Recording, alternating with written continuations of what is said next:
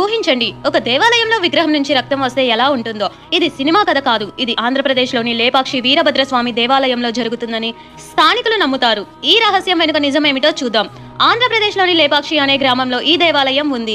ఇది విజయనగర రాజుల కాలంలో నిర్మించబడింది.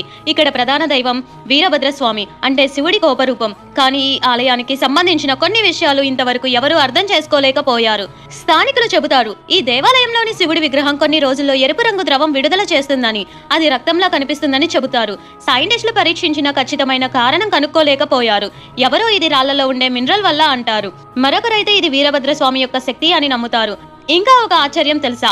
ఈ దేవాలయంలో ఒక తేలియాడే స్తంభం ఉంది. అంటే నేలను తాకకుండా గాల్లో వేలాడుతూ ఉంటుంది. బ్రిటిష్ ఇంజనీర్లు కూడా ఎందుకని తెలుసుకోవాలనుకున్నారు, కానీ ఎవరు కారణం చెప్పలేకపోయారు.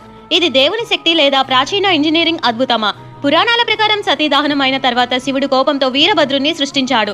వీరభద్రుడు దక్షిణ యజ్ఞాన్ని నాశనం చేసి తర్వాత ఇక్కడ లేపాక్షిలో ప్రశాంతుడయ్యాడు. అందుకే ఈ స్థలాన్ని లేపక్షి, అంటే ఎగురు పక్షి అని పిలుస్తారు. ఇంతవరకు శాస్త్రం చెప్పలేని రహస్యం ఇది.